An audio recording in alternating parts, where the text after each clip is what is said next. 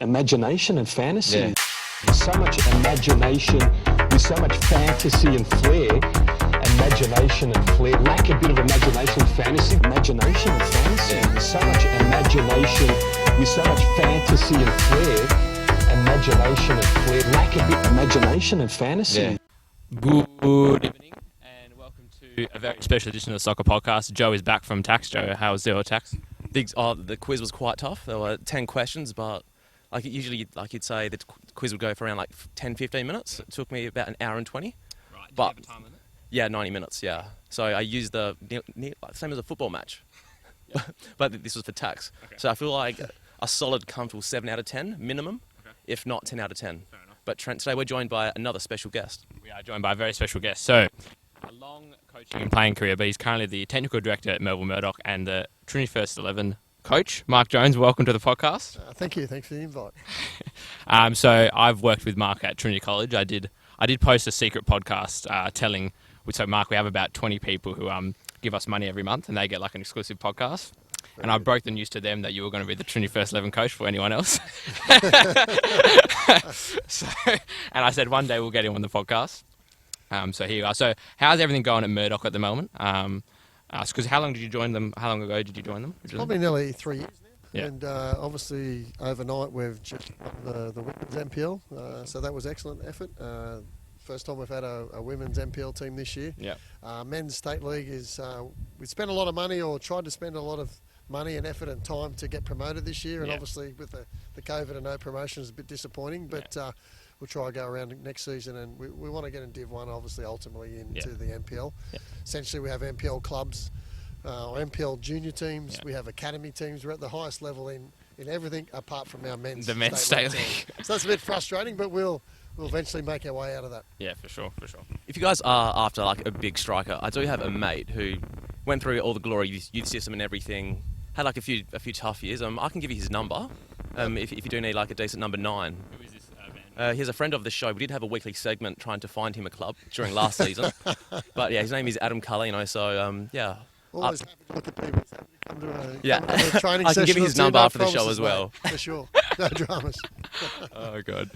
So how long ago did you join Murdoch? Has it been 3 years? Nearly 3 years. Essentially, I come to Perth when I finished up with Newcastle Jets, which is 2016-2017 season. Yeah.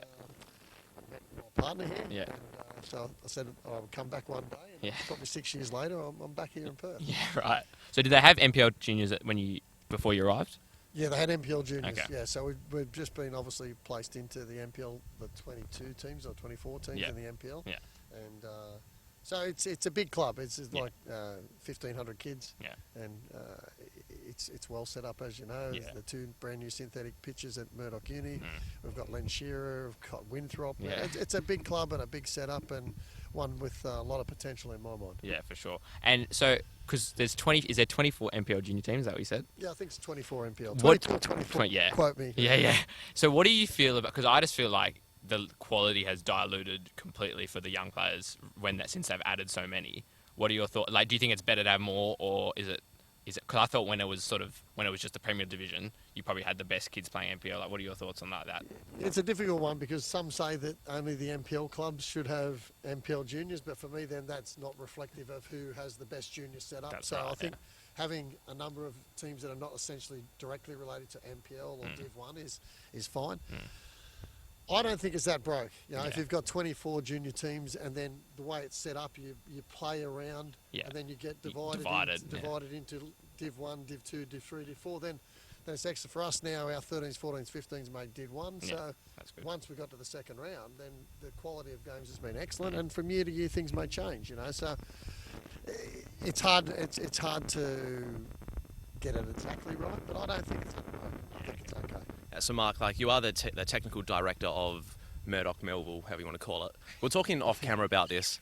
What is a technical director? Because I feel like I speak on behalf of a lot of our viewers that to them it's just like a fancy football job. But what is a technical director? That's a very good question. So not only is it they look at the technical and tactical side of for instance, the way you play, the style of the system, the style of play, how you're going to press, how you're going to play out, all the basics of football. But it's also learning like a football ops person on how you're going to select your teams, how how many training nights you're going to do, what style of training, what the coaches coach within their sessions. So you've certainly got a control of essentially the entire club and how you run things and the processes that happen in football. So, like, as a coach, then, let's say for like a first-team NPL team or whichever team, how much freedom does the coach have within that? Because obviously, like you said, like the foundations of like what they need to essentially, or like how they do their job essentially. Yeah, essentially. So I'm not in the change room every day saying you have to do that. They obviously get in terms of selection and selecting players, but if they need a hand in any way, they get help. But certainly we have a philosophy, a style of play, the way we should carry ourselves, the way the community in the club should act, and the way the parents should act, and the players should behave themselves.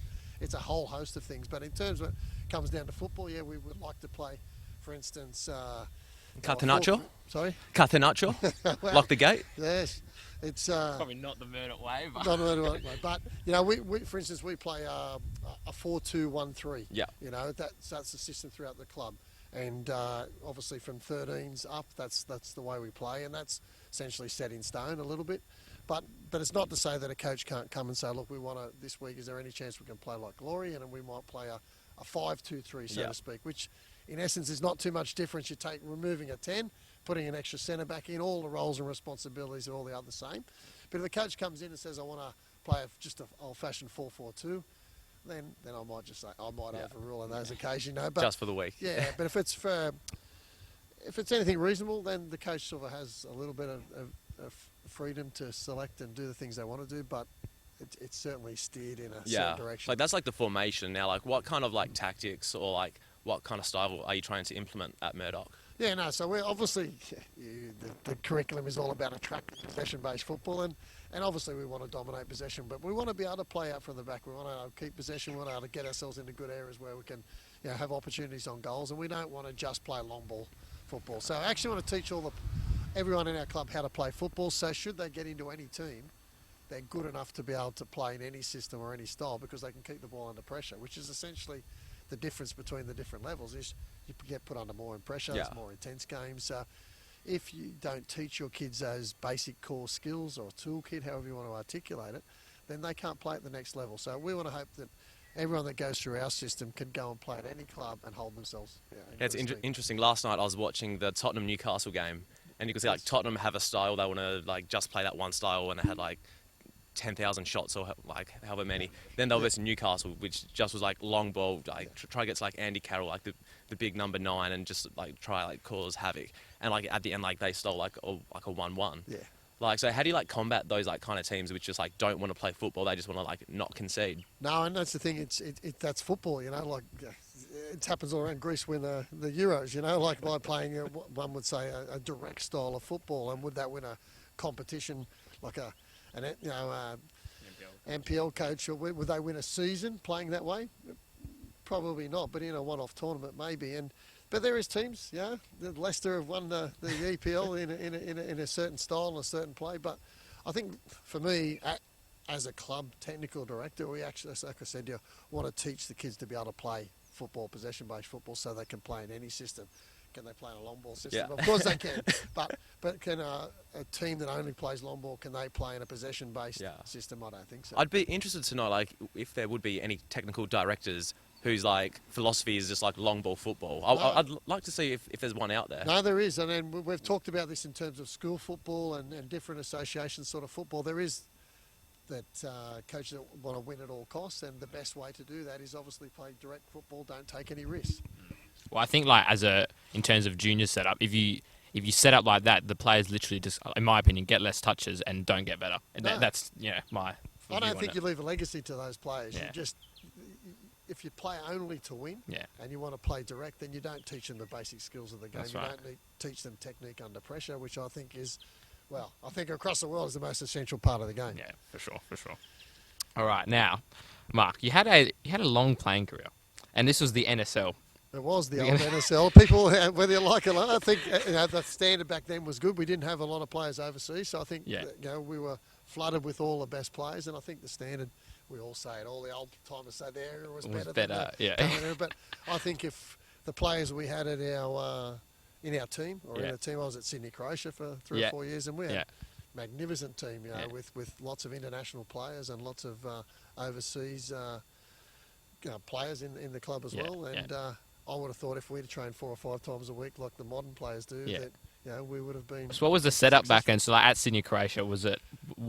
Obviously, it was full. Was it full time for you? Like, did you have a job on the side, or what? I went to uni at the time, Yeah, so right. I was actually living in Newcastle, driving 2.5, 3 hours to get to Sydney, Shit. and For then training. and then coming back. I think in the first year, I bought myself. I thought I was very proud of myself. I got a decent sign on when I signed for Sydney Croatia. I bought myself a Laser X3 back in the day. What's a? It's a Ford, isn't it? Oh, yeah, okay. Ford Laser 2X3 was like the special car. Lovely red colour. I thought I was very proud driving in uni with my Ford down my Laser 2X3. But I put 90,000 kilometres on it in my first year. In a year? Oh, I'm dude. lucky if I drive 10. Yeah, I've driven 60,000 in 5 years. So whenever anyone's late, I go, hey, I drove to Sydney for 7 years and was never late once. And don't say you know. I'm late to training, and I live 5 Training minutes on from time. training. So. Yeah, exactly my point. Discipline. Oh, jeez. So was your first gig? It was at Newcastle Rosebud.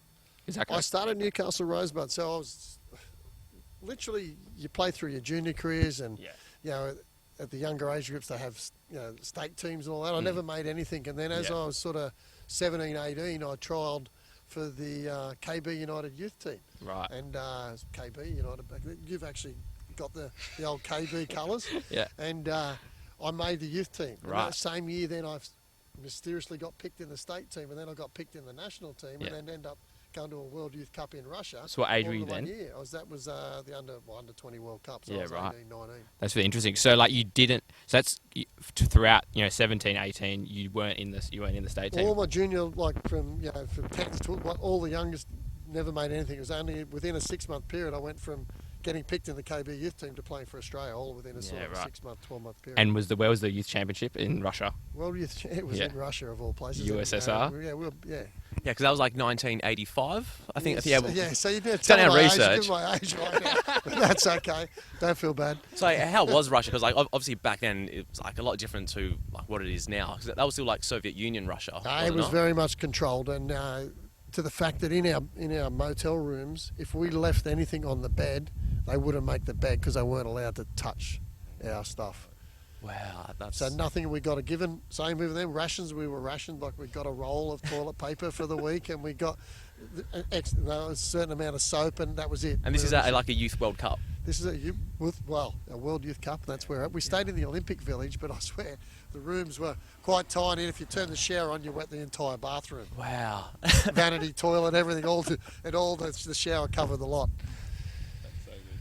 That's so good. Who was the coach for the team at the time? Jim Shoulder, who was AIS coach back then, and Okay. Ron Smith was sort of right. come after Jim right. Shoulder, but Jim Shoulder back then would be been a former national team coach as well. Yeah. So, Okay. learned a lot. Yeah. Learned a lot from him. Yeah. In terms of how to play football. Yeah. And did you learn? So in terms of your coaches that you've had, obviously you learned by playing, but did you learn from them in a coaching aspect as well? Or was it at the time was you mainly just focused on developing as a player?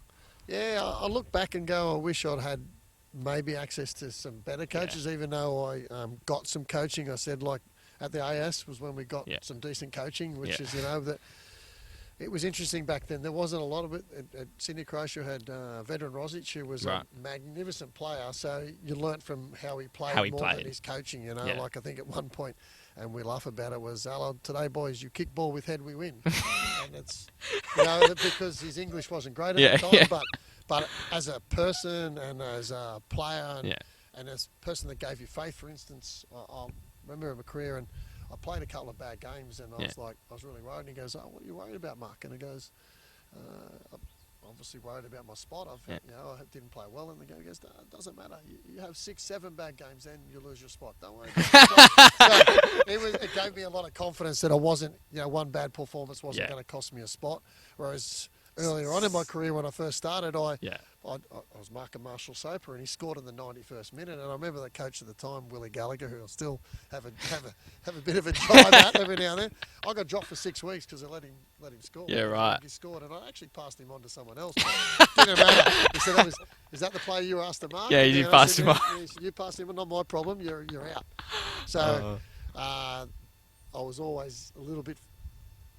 I watched myself from that point on and try not to make mistakes, and then, but it was different to have a coach that sort of believed in a certain group of players and gave you the faith to play football. So I enjoyed that, even though I can't really remember the system or the style we played. We just had the best players, and we went out there and tried to win a game. Yeah, for sure.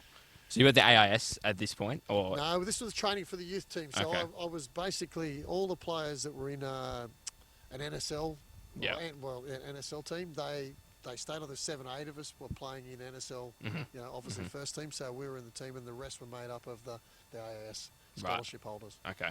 Yeah, for sure.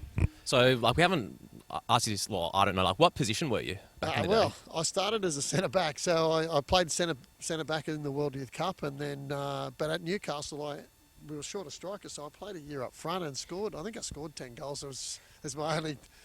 I keep bragging about that. But then I went to Sydney Croatia the first year, played like as a attacking midfielder, scored 7. Oh, really? So I scored 17 goals in my first 2 years in so a bit NSL. of a jack of all trades then. Yeah, but then after that I scored about 10 goals in the next 10 years. But anyway, so I got put back to where I deserved to be, which is at the back. So, like, as a centre back, what kind of one were you? Were you like a hard nosed one, or like more of like your I'd love to say I was a technical. Yeah. I was a little bit. I was a good athlete, and was a little bit dirty, a little bit naughty. It's like you'd like always go into those tackles where like you can get the ball, but you can always like get the man afterwards as well. A little bit that happened back in the day, I have to say. It was a lot. You got away with a lot more. It was like the first 5 or 10 minutes was like the old state of origin in rugby league. Yeah. You could get away with quite a bit. That's so good. So like back in like the NSL, what were the facilities like there? Because there was obviously like different teams to what there are now in the A League. Yeah, the stadiums weren't like King Thomas Love. King Tom, which is Sydney Croatia's ground, is still there. It still exists, and as we went along, the seating was improved and it was become more like a velodrome style thing, which is a great atmosphere. I still remember. We still had big crowds. We had sort of 10 to 15,000, and I still remember it. Gives me goosebumps. This Croatia. It was before the war. It was before the independence, and it was.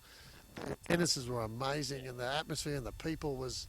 I was still the best club I ever played. Yeah, because like especially back then there was like a lot more ethnicity like in the teams. 100%. What were those like derbies like if you did play in any? We obviously played Footscray Just, which is the Croatians versus the Serbians. That was interesting. Yeah. There was a riot back in the day which made the news. Obviously, when we played the Greeks, we played like a Sydney Olympic. Yeah. There was massive derbies, massive atmosphere.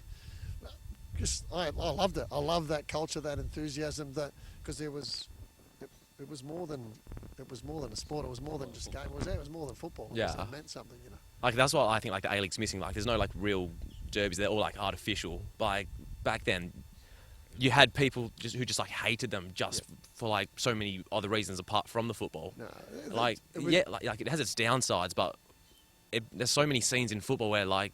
It's like you get goosebumps. 100% increase the passion. And when I was at New South Wales Institute of Sport, when I first started my coaching career, we went to Argentina. And we went to watch Boca Juniors play, and just the atmosphere and just little kids crying if Boca conceded a goal, and there was coffins in Boca colours. Yeah. Literally and the home fans got locked in for 10 or 15 minutes after the game, and you weren't allowed out, and the away fans were given 10 or 15 minutes to leave, and if they didn't get out of town within 15 minutes, well then that was their problem. It was like there's passion. Yeah. It's much more than a game. Yeah, for sure. And when you played in the NSL, was there any at the time? Was there people watching people getting overseas offers or players? Just started towards the end. So like Frank Farina went, Arnie went towards the end. There was a sprinkling, but not like it is now. And back then, you had to play for the national team. You had to before you could go overseas. Yeah. So you obviously played was under 20s with the national team. Yeah. Were you close to sort of under 23s and Well, I was pushing in and on, out of the national team squad. Yeah. But thanks to Frank Arick, I actually never got to play a cap. Yeah. And played a couple of friendlies, but never a full cap. So at that point, I couldn't go overseas. And probably ended my career a bit quicker because it was a little frustrated. I played 7 or 8 years here and played, I think, 220 or 230 games. And I wanted another challenge, and it wasn't. So I stopped and started coaching. Yeah, right. And so did you study sports science? I did a physical education degree at Newcastle. I actually started a computer engineering degree. Did you? Did a year and a half of that, then went to Russia and went, wow, this is too hard for me. I can't manage both. Yeah. Because so the PE degree was obviously a little bit easier to complete. And travelling to and fro Sydney 4 times a week, which was ultimately is 5 or 6 hours travelling of an evening. It's a lot. So go to uni all day, travel to Sydney, come back, sleep, get up in the morning and start all over again. It was a difficult period, but one that we just, if you wanted to make it and wanted to play at the highest level, you had to do. So I don't have a lot of sympathy for the young ones. They can't find a way to do things. Just don't tell me how you can't do it. Tell me how you can get it done and make it happen. Yeah. So you're studying. So when you started coaching, were you studying or finished studying or working at the time, like in PE or? Never actually. I only ever worked as a casual teacher. I've never actually had a full-time job my whole life, which has been apart from football jobs. So I've essentially finished as a player. I got rung by Tom Samani, who was the national team women's coach at the time, and said, would you take the Northern New South Wales intensive, it was ITC there, intensive training centre. Right. Would you take that prior to the Sydney 2000 Olympics? And I took it on board, and I thought it's a good gig to start. It was women's football, and I thought it was just a stepping stone. But I ended up being involved in women's football for nearly 10 years, but also enabled me to become the head coach of the New South Wales Institute of Sport men's program, and then from there, Gary Van Egmon's daughter was actually in the Institute of Sport. Oh, right. And she's still in the national team, isn't she? Yeah, she is. And when he took over the Newcastle Jets, he asked me to be his assistant coach, and that's where I started my sort of A-League career. From there, and we'll get to your A-League career soon, but first we do have a few sponsors we do need to shout out to. Now, Joe, you're not wearing a Sokkah top today. This is Some vintage shorts though. You are, and by Kappa. So apparently Glory going to be sponsored by Kappa, broken by Tony Sage. Maybe. But Vintage Sokkah Shirts, our official sponsor, use the discount code SOKKAH for 10% off at the checkout. Yep. And now we've got a special message to read out for our other sponsor, Streamgate Live Streaming Australia. Let me get this up. Shout out to Dennis, our man. Now, Streamgate has been live streaming since 2008, specialising in custom-built stream pages, pay-per-view and multi-language streaming. They can cater to large online conferences with multiple simultaneous streams and destinations, including all social media channels. Servicing clients Australia-wide, go to streamgate.com.au or find them on Instagram. Big up Sydney FC, apparently, if I'm down. Cool.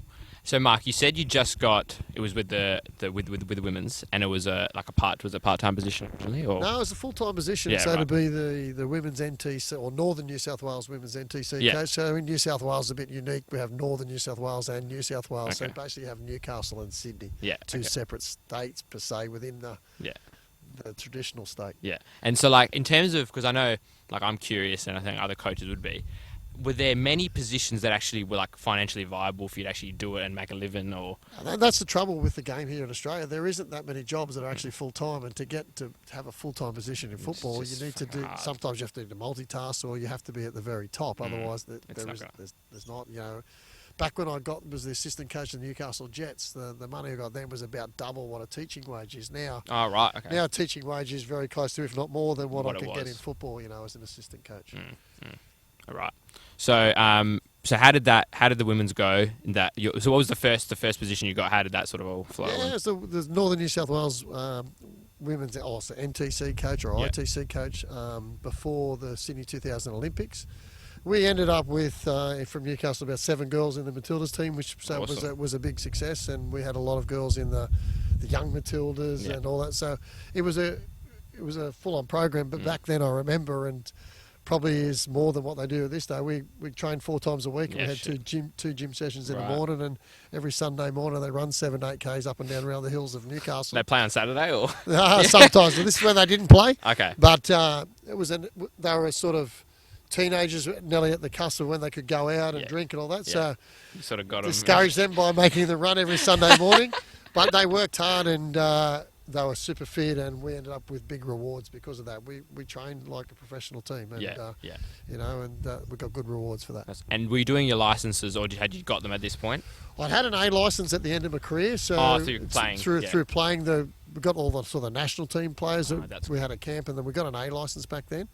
But the A license we received then versus the A license refresher I did a number of years later were completely different. And kudos to the modern structure of the curriculum and what it teaches you, and accountability, responsibility, and knowing the game, and it's better than what it used to be. I still think left out a little bit of how we do things properly. Yeah. But certainly, I think everyone knows what we should be doing and that. So I think the curriculum's been a major step forward, and now it's all about, I think, for me, a bit more intervention on how you should do things properly. That's right. And so the A is about is the A building your own philosophy, or is that the pro diploma? Was there a pro diploma? No, the A's got a little your own philosophy in that in as well, and the pro was it's difficult. It's a lot of work to get through, but it's more about game management and culture and some of the other things around football. Yeah, right, for sure. And so leading into, how did the Newcastle Jets head coach position come about? Okay, it's a long process. It took me a long time to get it. So I've been, I started as an assistant coach to Gary back in, 2007, 2008, when I think the first year we got beat in the final, so unlucky. We went from last. We took it over when we were dead last, and then obviously made the semi-finals and got beat in the final, unfortunately. The following year we won it. Yeah. The year after that we come last. Yeah. So it's a bit of a ride in football, and when you win things, then people obviously players expect more money, and then more eyes on those players, and clubs are trying to purchase or transfer those players into their team. Yeah. So that was a bit of a journey. So what happened then is Constantine. I had a 4-year contract to be involved with the Newcastle Jets as an assistant at the time. As an assistant for an ongoing period of time, and then Constantine, the owner, went broke, and that was the end of that. So that started some of my journeys in football. I ended up. I think I went to China the first time. So went to China with Laurie McKenna to a place called Chongqing. Yeah. So that was a bit of a journey. But I've been to Singapore, Malaysia. I've been all around the world. But I've also been the assistant coach of Adelaide. Yeah. I've been the assistant coach here at Perth as well. So I've held a number of positions. I've been the technical director at the Central Coast. Okay. So when I've been here, I've had tried to have full-time jobs, which is difficult. So for instance, I was the technical director at Central Coast, but also the head coach of their NPL team. Right, the okay. NPL Div 1 team there. So I had to do both to make it a full-time living, full-time job. So I've had to, and then when things have finished there, then I've had to go overseas to basically pay the house loan and keep myself afloat. And how did the opportunities with overseas come about? So how did was it just your connections of Again, connections. Actually, I ended up in Sabah with Gary Phillips, just people I knew and people I've been associated with in football. Interesting, I've never ever got a job that I've applied for. Every job I've got, someone's rang me, and every job I've ever applied for, I've never got. So, so I don't apply for jobs anymore. I've never applied for jobs because I probably don't ever get them. But I feel that if you're applying for jobs, you've very little chance of getting. Yeah, no, I mean it's very true, very true. And so as an assistant, so you're talking about an A-League assistant coach. Are you actually running drills more than the first team coach? Is that to an extent? Good coaches, you've got a big input. Yeah. And with Gary, I really enjoyed my time with Gary because he did the front and the attacking part. I did all the defensive structure, and I had a lot of involvement as a coach. Some you don't. Some you don't get much involvement. Yeah. I've been like a high-performance manager. I think I called myself at Newcastle Jets at one point. Basically, I've been a jack of all trades. I've obviously done the video analysis. I've been a strength and conditioning coach, and that's helped me overseas. But also having a degree has helped me. In Singapore, for instance, I wouldn't have been able to go to Singapore if I didn't have a degree. Yeah. But also the jobs in China I've got because I can do the video analysis, I can do the strength and conditioning program, I can be an assistant coach. So I've had to be a jack of all trades, and I had to wait my time. Back to your original question, how I ended up in as A-League head coach, is that... again, it's through involvement of football. Laurie McKenna was the CEO of the Newcastle Jets, and the head coach position came up and asked would I be interested, and so I certainly was, and ended up lucky enough to get that position.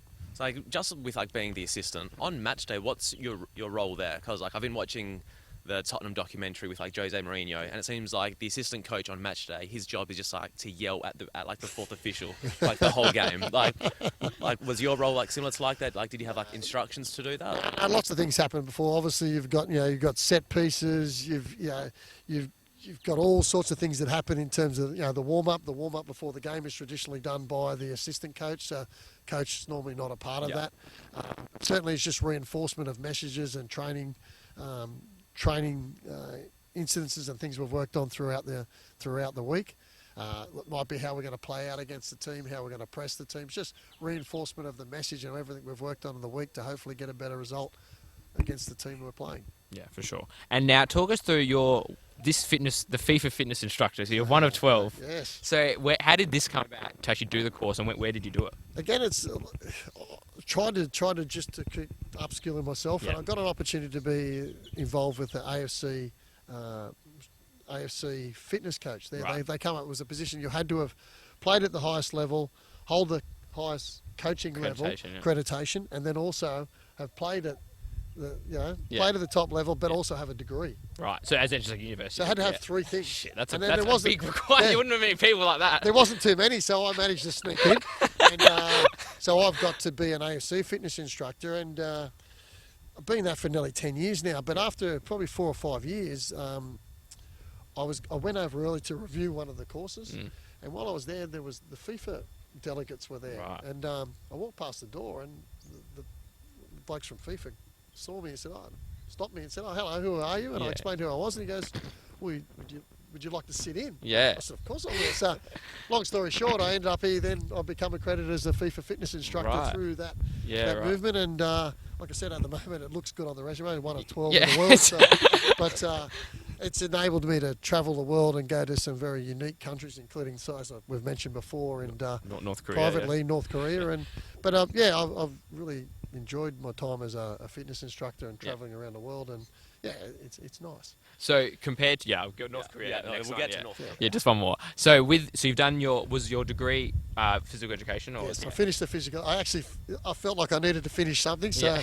and I think that's a message to kids these days, that you need to have a backup plan. Yeah. And I'm really grateful that I did complete something. It would have been easy at the time. I was earning decent money, had a full-time contract, and could have let it get to my head and not do anything, but I did, and it's really held me in good stead. So compare that to the fitness course. Was the fitness course like completely just in depth in football and sort of biomechanics within football? Yeah, it is the physiology of football essentially, and essentially the AFC and FIFA have very much the same messages. They want you to do a lot of the work with the ball, so around the small-sided games and all sort of stuff, and that's very much been the core of it. And topping up can be, you're running without the ball, so to speak. But it's very much the emphasis of doing everything with the ball. So, Mark, you've played a Youth World Cup in Soviet Russia, and you just mentioned then, which shocked me, you've been to North Korea. Yes. How? Why? When? Yeah.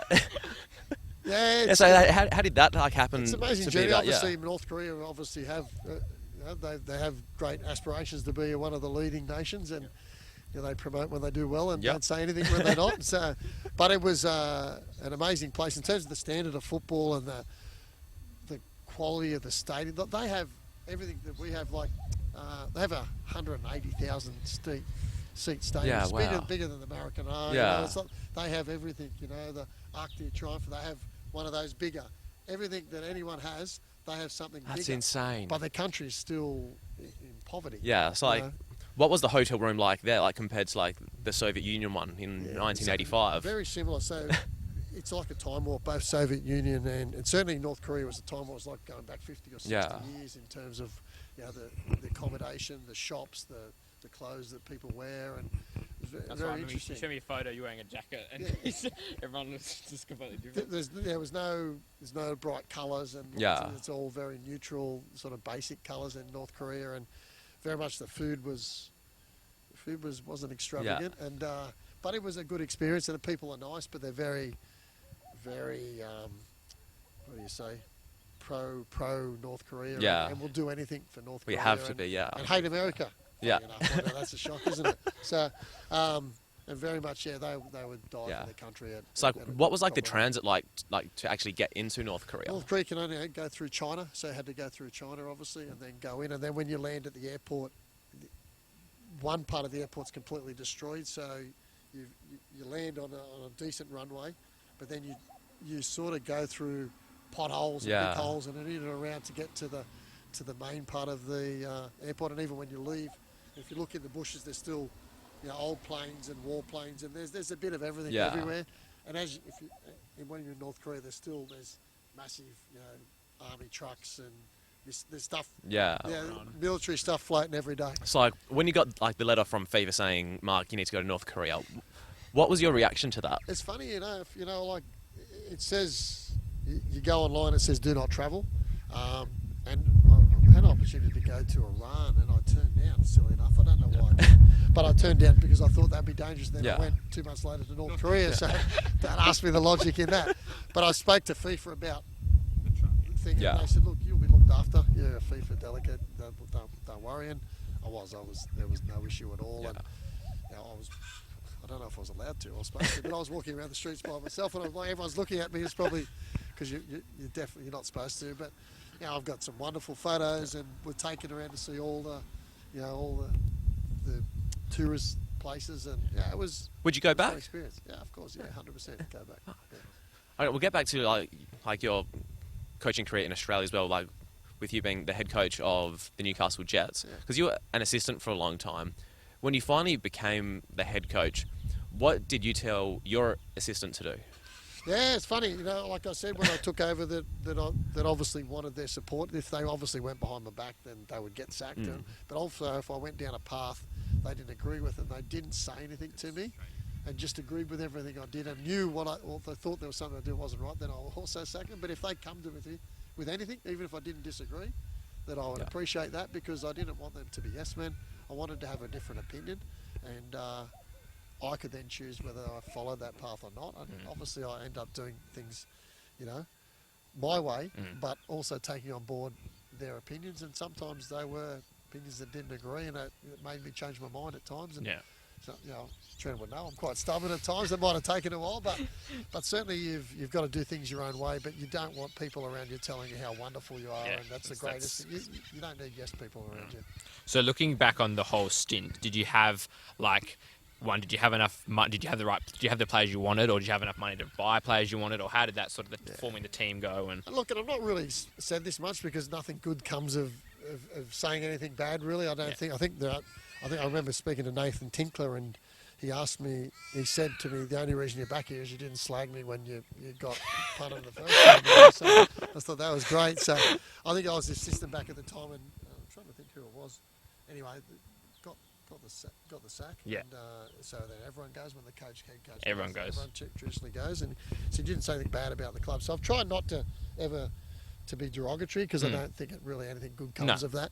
But certainly, if I look back at my time, I inherited a team which I was never going to get Sydney FC or Melbourne Victory straight up. So inherited a team that the squad wasn't strong. Yeah. And got off to a reasonable start, and then we had some injuries and struggled a bit, and then went on a really good run. But during that period, we had some interesting things. So we had obviously a squad that wasn't good enough, and we had 3 or 4 players who were 100% didn't want in the squad. So I was able to get rid of 3 or 4. Okay. But in essence, I probably wanted to keep maybe 12 or 13 of the entire squad, and needed to rejuvenate. So as the year was going on, we were talking and negotiating, and we'd signed the majority of the team for the following year. Yeah. And that was always difficult. You had a squad, but also obviously we had the Chinese owner, and we had a Chinese player that essentially was strongly recommended that he had to play each time, which was obviously created some issues. Yeah. And we didn't have a marquee. Yeah. So that's tough as well. It was tough things, and essentially the 9 and all the players that played in the position 9 or 10 throughout the entire year, between them all scored 3 goals or 4 goals. I think, Which is, Bobo, I think, scored 19 or 20 goals for Sydney FC alone. Yeah. So struggled in that department. That position, the 9 or 10 position, probably you need sort of 25 to 30 goals a year. We got 4. So that was a weakness. We had, lucky enough, Andrew Hoole had a good year, and Andrew Naboo come there. So Andrew Naboo scored 8 goals for me, I think, and Andrew Hoole got 6 or 7. So that's probably the most Andrew Hoole scored in a season. It was his most career, and then it was always difficult. Even trying to re-sign him was difficult. We tried to say, listen, this is the best you've ever played, but he obviously chose to go a different direction, and I don't think it's gone that well for him. But Andrew Naboo had a great season for me. He was actually in... When I went to Negri in Malaysia with Gary Phillips, and Andrew was there, and Joel Chianese were both there. Right. And they had really good seasons there. And then, for whatever reason, as part of the Malaysian transfer system, halfway through the year they were let go, and it was very strange. And then obviously Andrew went on to play for the Sokkah, have a good season in the Newcastle Jets for 2 years, and play for the Socceroos. And Joel's had a tremendous couple of years with Perth Glory, and long story short, we didn't have any strikers, so we didn't score goals. And in the transfer market, I wanted to spend money, which and get a marquee or some strikers, and that didn't happen. And if I'm looking back, Laurie's a good friend of mine, and it's not his. Maybe I should have been stronger and said, look, listen, We really need this, or I really can't do the job. I probably had to stand my dig and be stronger. And as it turned out, I think we're in the top 6 for a majority of the year, up to round 21, I think, and things were going quite well. We re-signed a team for the following year that I thought would do really well, and unfortunately, I think we didn't win a game in the last 5 or 6 games, and we went from top 6 to last on goal difference or something. So ended up getting a sack, which was completely frustrating. And I remember speaking to the football ops Joel the following year. He goes, must be disappointing for you not to take this team. I was going, of course it is. And then whether or not I've been as successful as Ernie was, but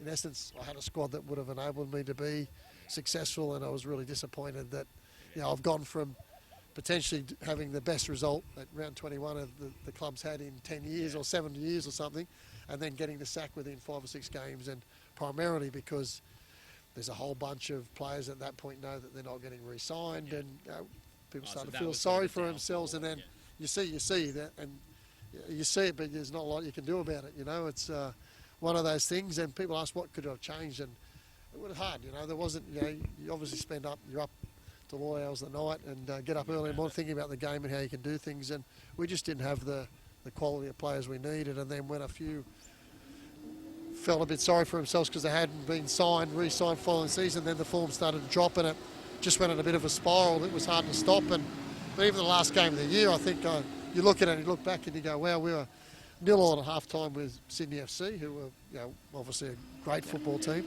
but we'd missed Andrew Naboo, of all people, had missed a penalty just before half time. And you all look back at the what ifs, and it's a small margin between still being an A-League coach and having a good season the following season with a good squad versus losing your job, and Ernie comes in and does a job, and then but it's again the fortunes have turned around, and he was let go, and things change very quickly in football. So, but if I look back at my time, I think I should have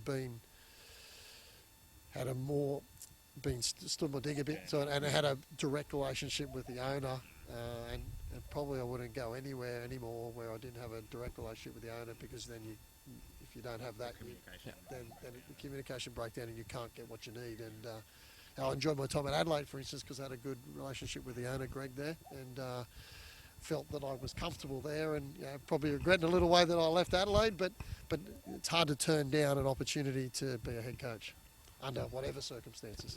And as it looks like now, it may have been my only ever opportunity, so tough and frustrating, as you can sense. So with that spot for the Newcastle Jets, like number 9 or number 10, were there any in particular marquees you had interest in? Yeah, there was always overseas players, and they cost money, and as it turned out the following season, they didn't have to play the Chinese player anymore, and they got a marquee.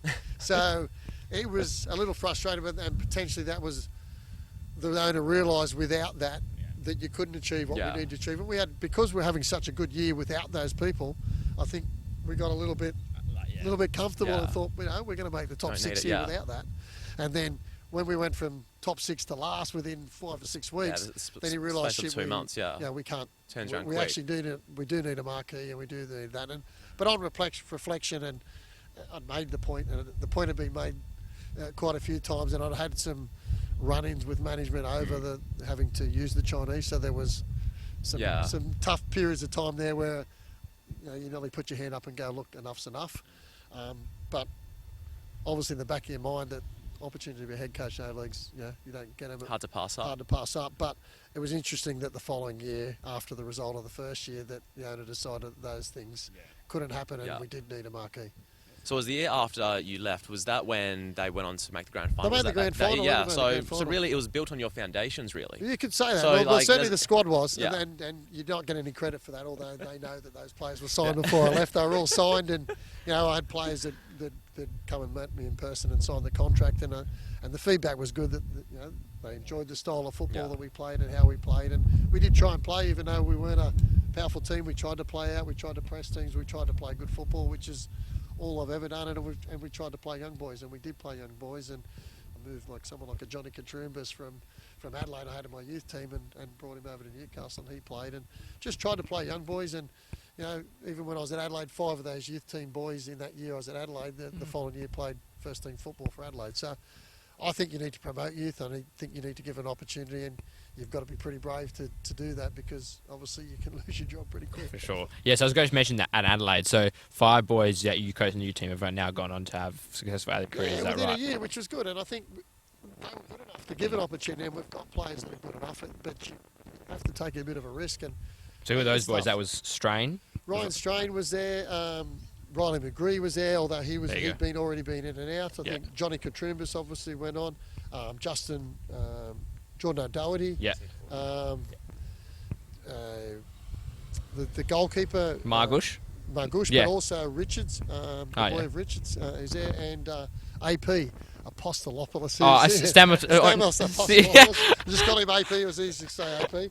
So we had quite a lot of boys that beat, that end up turning around to have, do That's really really well. awesome. Mark, you told me a great story in you developing me as a coach at Trinity about, players playing in certain positions, and you're talking about Tariq Elrich and how he was so certain, or he just wasn't flexible in one of the positions he wanted to play. So he wanted to be a winger, was that correct? He wanted to be a 7 or 11, and obviously in the curriculum, the number system of the new curriculum, he wanted to be a 7 no matter what. And to the point where Gary said, look, you're not going to play as a 7 or 11. And he's like, no, I want to play. And he says, well, then you're in the youth team. Yeah.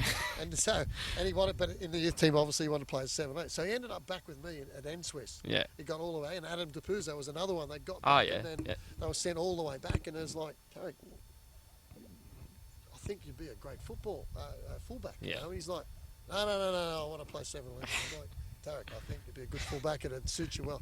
No, he was adamant he didn't want to do it. And then weeks went by where he didn't play. I said, look, really? Would you rather be in the first team and play as a fullback or not in the team? And he's like, still was up and I said, yeah, Tarek. So anyway, in the end, long story short, he obviously decided he'd play as a fullback. And Yeah. obviously that turned out very, very well for him. He had a sensational career. But Yeah. it goes to show that it doesn't matter where you play, just get yourself in the starting 11. And over time, he had some games as a 7-11 as he went along, but he was an overlapping fullback who did tremendous in the game. Well, and yeah. for me, for the young ones, the message, don't set yourself that you're only this, you're only that. Learn to play the game. This is why I say I think learning technique under pressure and being able to play anywhere. Even my own experience, I was lucky enough to play as a striker, as a midfielder, as a centre. 10. I've enjoyed that. But if you know all the roles and responsibility of the different roles, then you give yourself a better chance. 100%. Now, Joe, we have some fan questions. I'm just going through them now, and I think we've answered the majority of them during the pod. But we did put out some Q&As, and we did say that you're one of the most buffest coaches in Australian football history. And we do have That's a question. gone downhill quick, by the way. But anyway. Trent's got the umbrella out. Got a question from the A-League wrap-up, and they ask, do you skip leg day? Leg day's the worst day because I'm that sore I can't sit down usually. So no, I try not to, because if you've seen the size of my legs, they're one of the things that are not so special. They're hard to work out, especially the calves. Impossible. So did you do? Did you do a lot of gym work as a player or as a coach? Did you go to the gym a lot, or? No, I did as a player. I did. So when I first started, when I was at uni, obviously had the university gym. So got the AIS program and followed that. And for me, it was tremendous. Obviously, if you make yourself stronger, you theoretically and should be quicker and be able to jump higher. And it did had enormous benefit in my career. I thought that was one of the reasons why. Obviously I wasn't technically superb by any stretch, but I was a good athlete. I was strong and powerful, and I think doing gym is an enormous benefit. Hence, where I've continued on in my career, and even now I can't run anymore. My knees are shot, but I go to the gym as often as I can and try to continue that and try to continue to compete with people a lot younger than me. Just because for me, it keeps you fresh and keeps you. Now we also keeps you have a alive. question from Lee Brock, some facts, and he says, is there a hidden coaches union amongst football clubs that are not seen by football fans, not privy to behind the scenes? I think in all, it's funny, you do all the coaches and the whole pile of pro license, but there is a sort of a unofficial mark section where you rate people that you think could do a job as a coach, and I think there's word of mouth that gets around, and there's certain players that when they finish the career, you go, they have that personality and the professionalism to be a coach, and just so I think there is an unofficial, even in courses. I'm fairly certain. I know in some of the courses I get asked all the time when I'm in Singapore and places like that. I know all these people have passed, but who are the ones you would recommend? And yes, there's very much a recommendation list. Okay, cool. Yeah, so those are all of our fan Q&As for the week. We do have our Patreon as well, where you can sign up and essentially donate to the pod so you can keep the lights on, so we can buy an umbrella to protect the laptop. Yeah.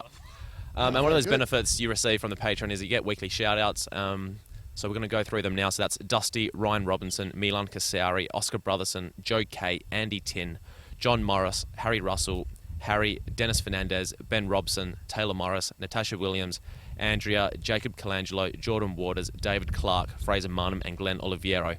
Thanks, guys, for keeping the lights on. We do appreciate it. And big ups. Trent, is there anything else you'd like to add? No, just Mark, that was an awesome chat. I knew this would be a good podcast. So thanks so much for coming on. Pleasure. I really appreciate being invited. I've enjoyed myself. No worries. All right. Ciao.